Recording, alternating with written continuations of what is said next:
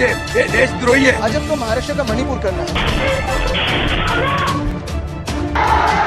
मुगल बादशाह औरंगजेब के कब्र के विवाद को लेकर महाराष्ट्र में बीते दिनों जो कुछ भी हुआ, जो तस्वीरें वहां से सामने आई, उसने सिर्फ महाराष्ट्र ही नहीं बल्कि पूरे हिंदुस्तान को हिलाकर रख दिया।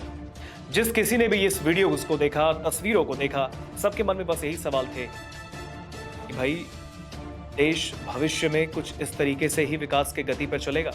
क्या यही वो विकास का पथ है जिस पर चलने का ख्वाब हर एक भारतवासी देख रहे हैं? देखिए, ये जो तस्वीर हमने आपको बैक टू बैक दिखाई है, ये महाराष्ट्र के एक बहुत बड़े शहर की तस्वीर है जहां पर बीते दिनों हिंसा हुई, वहां पर प्रदर्शन हुए, गाड़ियों को जलाया गया, पत्थरबाजी हुई और जमकर नारेबाजी हुई। ये शहर महाराष्ट्र का नागपुर है। महाराष्ट्र का नागपुर ये वो शहर है जो कि मुख्यमंत्री देवेंद्र फडणवीस का शहर कहलाया जाता है, क्योंकि देवेंद्र फडणवीस इसी शहर से ताल्लुक रखते हैं। ये उन्हीं का क्षेत्र है नागपुर। और नागपुर में बीती रात तस्वीरें जहां भी किसी ने देखी, हर तरफ सिर्फ और सिर्फ हिंसा, बवाल, आगजनी, गाड़ियों को फूका जा रहा है, लाठी चार्ज की जा रही है, पुलिस पर पत्थर फेंके जा रहे हैं, लोग वहां पर चेहरों को ढक कर आए थे, वहां पर पत्थरबाजी कर रहे थे, एक दूसरे पर लाठी चार्ज हुई और आक्रोशित भीड़ ने कई गाड़ियों को आग के हवाले कर दिया। वजह औरंगजेब के कब्र का विवाद।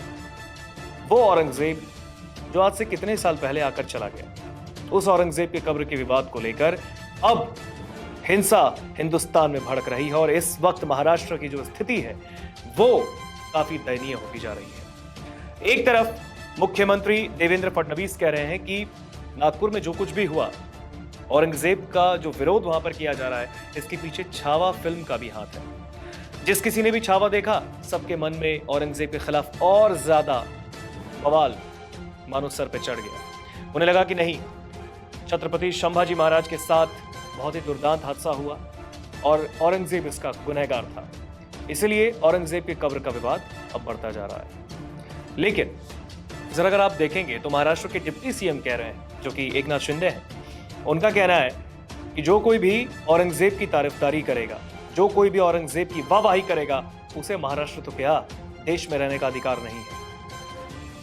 एकनाथ शिंदे क्या कह रहे हैं, पहले आप बयान सुनिए। आत्मा था क्या? ये हमारे महाराष्ट्र के ऊपर आया हुआ दुश्मन था। ये महाराष्ट्र का दुश्मन, देश का दुश्मन था। उसने हमारे मंदिरों को तोड़ा, मंदिरों को ध्वस्त कर दिया, माँ बहनों की इज्जत लूटी। यहाँ पर हमारे छत्रपति धर्मवीर संभाजी महाराज को धर्म छोड़ने के लिए अनन्वित उनका अत्याचार किया। 40 दिन उनकी खाल उधेड़ दी, गरम पानी डाला, गरम तेल डाला, नमक छिड़क दिया, आंखों में गरम सलिया घुसा दी, उनकी जबान नोच दी, उनकी नाखून नोच दिए। इतने कितने अत्याचार किए, फिर भी हमारे राजा झुके नहीं। औरंगजेब ये देशद्रोही है और इसलिए उसका समर्थन करना मतलब उसको बढ़ावा देना, इसका मतलब भी देशद्रोही है, देशद्रोही होगा, ये कलंक है। तो ये बयान एकनाथ शिंदे ने दिया, बयान आपने सुना। अब देखिए, जो वीडियोस हमने आपको दिखाए हैं, ये वीडियोस कुछ ऐसे भी है जो कि बेहद आपत्तिजनक वीडियोस हैं। हम आपको बहुत अच्छे से दिखा भी नहीं सकते हैं, क्योंकि इसमें हिंसा है, उग्रवाद है, पत्थरबाजी है, लाठीचार्ज है। इस वीडियोस को हम बाकी खुलकर आपको दिखा नहीं सकते हैं, पर जितने भी वीडियोस हम आपको दिखा रहे हैं वो आपके लिए पर्याप्त है ये समझने के लिए कि नागपुर में क्या कुछ हुआ है। नागपुर का हिंसा जो वहां पर घटित हुई है, नागपुर का जो हिंसा का ये मामला है, वो अब नागपुर से निकलकर पूरे देश तक पहुंच गया है और अब ये सियासी ढांचे में भी ढल चुका है। इस पर सियासत तेज है। हमने आपको एकनाथ शिंदे का बयान सुनाया, अब हम आपको विपक्षी दल के नेता आदित्य ठाकरे का बयान सुनाते हैं। शिवसेना उद्धव गुट के नेता आदित्य ठाकरे ने क्या बयान दिया है वो सुनिए। जब भी किसी शहर में ऐसी घटना होती है, और ये तो खुद मुख्यमंत्री का शहर है, स्वयं उनका शहर है, मुख्यमंत्री भी है, वो गृह मंत्री भी है, और ये अनुमान लगाया जाता है, मैंने भी सीएमओ काफी नजदीक से देखा है, कभी भी ऐसी घटना होती है तो पहला रिपोर्ट सीएमओ को आता है, सीएम के मोबाइल फोन पे आता है, होम डिपार्टमेंट भी आता है, दोनों डिपार्टमेंट्स उनके साथ है। क्या उनको पता नहीं था ये होने वाला है? मेरा अंदाज यही है कि भाजपा को महाराष्ट्र का मणिपुर करना है। मणिपुर में अगर आप देखें तो पिछले 1 साल से जैसी बातें हो रही है, वैसे ही दंगे हो रहे हैं, किसी ना किसी को जलाया जा रहा है, किसी को मारा जा रहा है। क्या आज वहां इन्वेस्टमेंट जाएगी? क्या कोई पर्यटन जाएगा?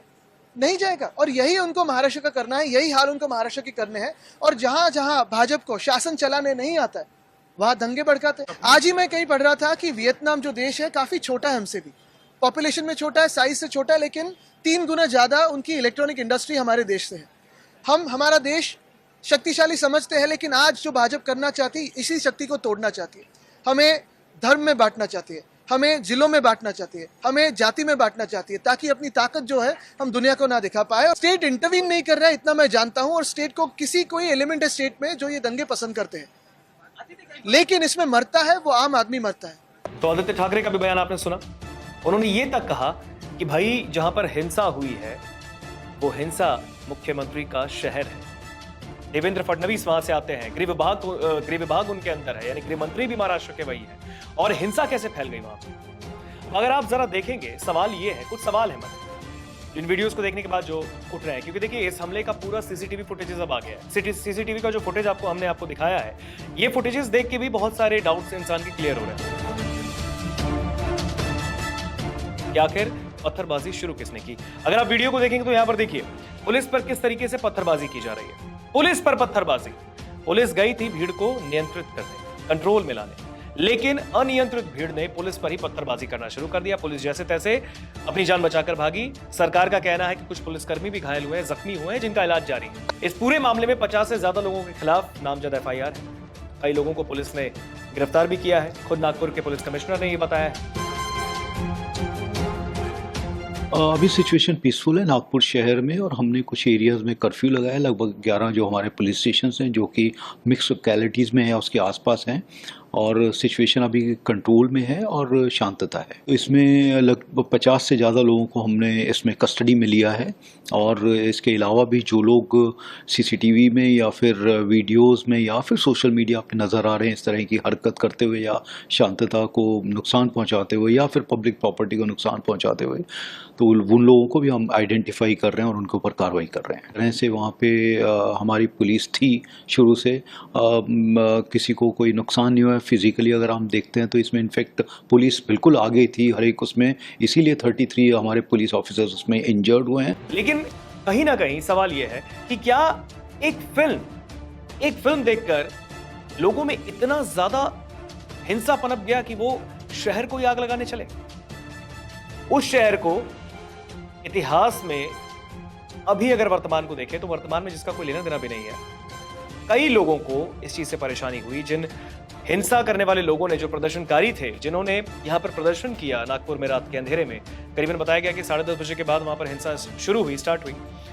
लेकिन कितने लोग वहां पर बेगुनाह थे, बेकसूर थे, जो कि इस हिंसा के जद में चपेट में आ गए, जिनको कोई लेना देना भी नहीं था इन सब चीजों से, लेकिन वो भी आ गए। अब बताया जा रहा है दूसरी तरफ ये भी कि एक खास समुदाय के धर्म ग्रंथ को जलाने का मामला हुआ।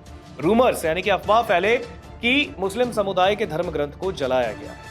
जैसे ही ये बात सामने आई, लोगों के जहन में गई, लोग मानो आग बबूला हो गए। सब ने कहा कि भाई अब तो बदला लेंगे। अब दूसरी ओर कुछ लोग विश्व हिंदू परिषद, कुछ लोग बजरंग दल को लेकर घेर रहे हैं। दो समुदाय इसमें आपस में फिर भिड़ गए। अब आप सोचिए, क्या इस तरीके की वीडियोस देखने के बाद ये समझ में आता है कि समाज में कहीं से भी मोहब्बत का पैगाम जाएगा? और अगर औरंगजेब के कब्र को हटा भी दिया जाए तो इससे क्या हो जाएगा? सवाल तो ये भी है। सवाल ये भी है कि फिर हिंसा जहां पर हुई वहां पर पत्थर कैसे आए? सवाल ये भी है कि इतनी भीड़ थी, जब इतनी भीड़ वहां पर अनियंत्रित हुई, पुलिस फोर्स पर हमला हुआ, उस वक्त क्या लोगों के जहन में कुछ और ही चल रहा था? क्या खून सवार था? देखिए, कई बार ऐसा बताया जाता है कि राजनीतिक रंग दिया जाता है दो समुदाय की बातों को लेकर, लेकिन जो लोग इस हिंसा में शामिल हुए, जिन्होंने अपनी मौजूदगी दर्ज कराई, क्या वो बेवकूफ थे? क्या उन्हें समझ में नहीं आ रहा था कि जो लोग राजनीतिक रोटियां सेक रहे हैं, अगर सेक रहे हैं, तो फिर ये बीच में आकर क्या अपनी रोटियां सेक रहे थे? इन्हें आने की क्या जरूरत थी? नागपुर में हिंसा करने की क्या जरूरत थी? और बेकसूर, बेगुनाह, मासूम लोगों की गाड़ियों को आग के हवाले करने की क्या जरूरत थी? लेकिन औरंगजेब, मुगल बादशाह औरंगजेब के कब्र का विवाद अब महाराष्ट्र में बढ़ता जा रहा है। एक तरफ सीएम खुद कह रहे हैं कि छावा फिल्म देखने के बाद लोगों में आक्रोश पनपा औरंगजेब के खिलाफ, क्योंकि छत्रपति संभाजी महाराज को उसने यातनाएं दी और इसलिए औरंगजेब की कब्र को हटाने का विवाद चल रहा है। दूसरी ओर अगर हम देखें तो जो मुगल बादशाह औरंगजेब का कब्र है ये महाराष्ट्र के खुलदाबाद में पड़ता है। औरंगाबाद इस शहर का नाम था जो कि छत्रपति संभाजी नगर हो गया और वहां के खुलदाबाद क्षेत्र में मुगल बादशाह औरंगजेब की कब्र है। अब मैं आपको बता दूं कि यहां पर बताया गया कि कब्र के जो मुगल बादशाह औरंगजेब का कब्र है उसके बाहर 200 से 300 लोग वहां पर इकट्ठा हुए, काफी भीड़ इकट्ठा हुई, सब वहां पर प्रदर्शन कर रहे थे और बताया गया कि वहां पर मुस्लिम का एक जो धर्म ग्रंथ है वो जलाया गया। अब इसमें कितनी सच्चाई है वो तो समय बताएगा, लेकिन ये जैसे ही अफवाह फैली लोगों में और आग की तरह आक्रोश फैल गया। अब पूरा मामला सामने आया है। एक तरफ मुख्यमंत्री का कहना है कि फिल्म देखकर लोग और ज्यादा आक्रोशित हुए, लेकिन सवाल यही है कि क्या सिर्फ एक फिल्म की वजह से लोग आक्रोशित हुए हैं? क्या ये दो समुदाय के बीच की जो लड़ाई है, ये झगड़े हैं, ये हिंसा है, ये कितने सालों से चलती आ रही है और आखिर ये कब थमेगा? क्या समाज में इस तरीके की वीडियोस और भी देखने को मिलेंगे? ये सवाल है। बहरहाल अगर मैं आपको पूरा मामला बता दूं तो एक सवाल यह भी है कि क्या अगर वहां पर औरंगजेब की कब्र हटाई जाती है तो फिर ऐसे लोगों को सजा मिलेगी? क्योंकि ASI archaeological survey of India के अंतर्गत मुगल बादशाह औरंगजेब का कब्र आता है, यानी उसकी देखरेख का जिम्मा ASI के पास है। और अगर वहां पर कुछ भी तोड़फोड़ होती है, कुछ भी होता है, तो क्या वहां पर सजा मिलेगी? तो मैं आपको बता दूं, भारतीय न्याय संहिता में किए गए प्रावधान के तहत तोड़फोड़ और आगजनी जैसे मामलों में कम से कम 1 साल तक की कैद और जुर्माने की सजा हो सकती है। इसमें अधिकतम 5 साल तक की कैद की सजा के साथ जुर्माना लगाया जा सकता है और उसमें नुकसान की गंभीरता के आधार पर फैसला होता है। BNS की धारा 189 के तहत गैर कानूनी जमावड़े पर कार्रवाई की जाती है। ऐसे ही BNS की धारा 190 में गैर कानूनी सभा में शामिल होने वालों पर कार्रवाई का प्रावधान है। इसके अलावा धारा 115 का इस्तेमाल दंगे में चोट पहुंचाने पर, धारा 103 का इस्तेमाल दंगे के दौरान हत्या, धारा 61 का इस्तेमाल दंगे की योजना बनाने वालों के खिलाफ किया जाता है। BNS की धारा 299 धार्मिक भावनाओं को ठेस पहुंचाने पर लगाई जाती है। बहरहाल अगर हम देखें, अब ये पूरा मामला तो सामने आ गया है और जो वीडियोस हमने आपको दिखाए ये नागपुर के वीडियोस हैं। एक बड़ा शहर है, हिंसा की जद में आ गया, हिंसा की चपेट में आ गया। सरकार कह रही है कि नहीं, हिंसा करने वालों को बख्शा नहीं जाएगा, लेकिन हिंसा हो चुकी है, अब क्या कार्रवाई होगी, ये सवाल है। हम मौजूद हैं नागपुर के महल इलाके में और हमारे ठीक पीछे छत्रपति शिवाजी महाराज की मूर्ति हम साफ तौर पर देख सकते हैं और यही वो महल का इलाका है जहां से कल की दोपहर, कल की शाम कहीं ना कहीं हिंसक, अराजक और बहुत ज्यादा माहौल को गमगीन किया। हम साफ तौर पर देख सकते हैं पूरे इलाके में सर्वेलेंस व्हीकल लगे हुए हैं, पुलिस का तगड़ा बंदोबस्त है और सभी चारों तरफ से ये इलाका पूरी तरह से हम देख सकते हैं कि बंद है। लगभग धारा 144 की स्थिति यहाँ पर बनी हुई है और इस इलाके को, तकरीबन 4 इलाकों को छोड़कर नागपुर के अन्य इलाकों में जो है स्थिति बिल्कुल सामान्य सी बनी हुई है। कल यहीं से जो है विश्व हिंदू परिषद तथा बजरंग दल के कार्यकर्ताओं ने यहीं औरंगजेब का पुतला जलाया था। कल से ही लगभग बहुत बड़े तरीके से समूचे राज्य में औरंगजेब की कब्र को हटाने को लेकर मांग उग्र हो गई, लेकिन नागपुर के इस इलाके में जहां यहीं पर लगभग पुतला जलाया गया और वहीं किसी दूसरे धर्म की किसी सम्माननीय वस्तु को भी साथ ही जलाए जाने का आरोप लगा था और वो मामला जो है काफी बढ़ता हुआ दिखा। गणेशपेट पुलिस स्टेशन में कल दोपहर में कुछ भीड़ भी उमड़ी, लेकिन पुलिस ने संबंधित जो दोषी है उन पर कार्यवाही करने का आश्वासन दिया। उसके बाद वो भीड़ जो है अपने अपने घरों को लौटी, लेकिन शाम होते होते थोड़ी सी जैसे ही शाम हुई, रात हुई, नागपुर का माहौल पूरी तरह से अराजक और हिंसक होता चला गया। भीड़ 100-200 नहीं, हजारों की तादाद में जो है सड़कों पर उतर कर आई और पत्थरों के साथ ईंटें और सीमेंट के गट्टू तक जो है पुलिस के ऊपर बरसाए जाने लगे, दूसरे घरों पर फेंके जाने लगे और कहीं ना कहीं पूरी तरह से माहौल अराजक हो गया। पुलिस दल जुटा, उन्होंने लगभग रात से अब तक CCTV की मदद ली, कई इलाके खंगाले और जो उस समय जो देखे गए लोग, तकरीबन 50 से अधिक लोगों की गिरफ्तारियां हुई है। सभी फोर्सेस यहाँ लगी हुई है, पूरी तरह से चाक चौबंद इलाका कर दिया गया। 4 इलाके जो है नागपुर के, हंसापुरी, मोमिनपुरा, भालदारपुरा और गणेशपेट के साथ चिटनवीसपुरा इलाका जो है ये पूरी तरह से हिंसा की जद में आया था। पुलिस ने इसे रोकने के लिए लाठीचार्ज भी किया, आंसू गैस के गोले भी दागे गए, लेकिन भीड़ जो है पूरी तरह से कल अराजक हुई थी। मुख्यमंत्री का गृह जिला है और जो अधिवेशन है मुंबई में चल रहा है और राजनीति इसमें कहीं ना कहीं उछाली जा रही है, लेकिन औरंगजेब की कब्र को उखाड़ने को लेकर हुआ ये मामला ये पूरे समूचे समाज को पूरी तरह दहला कर गया है। इस हिंसा के चलते सामान्य जन जो है वो पूरी तरह से डर के साए में है। इस इलाके के अलावा समूचे नागपुर में शांति है। पुलिस पूरी तरह से अपने काम में जुटा हुआ है। दोषी जो है उन्हें ढूंढ कर उनको चिन्हित कर उन्हें पहचान कर पकड़े जाने के जो दावा है पुलिस विभाग द्वारा किया जा रहा है। मुख्यमंत्री का यह गृह जिला है और मुख्यमंत्री ने भी साफ तौर पर सबको अपील की है कि शांति बनाए रखे। बावजूद इसके हम साफ तौर पर देख सकते हैं इस इलाके में जो माहौल है, जो सन्नाटा है वो पूरी तरह से बरपा हुआ है और दो गुटों ने जो अपने आप में जो हिंसा को कहीं ना कहीं बढ़ावा दिया है उसको लेकर नागपुर के साथ साथ समूचे महाराष्ट्र में कहीं ना कहीं तनाव जरूर है। नमस्कार, मैं हूं मानक गुप्ता। अगर आपको हमारा ये वीडियो पसंद आया हो तो इसे लाइक और शेयर जरूर करें और हाँ, हमें सब्सक्राइब और फॉलो करना ना भूलें ताकि आप देश और दुनिया की कोई खबर मिस ना करें। तो जुड़े रहिए हमारे साथ और देखते रहिए न्यूज़ 24।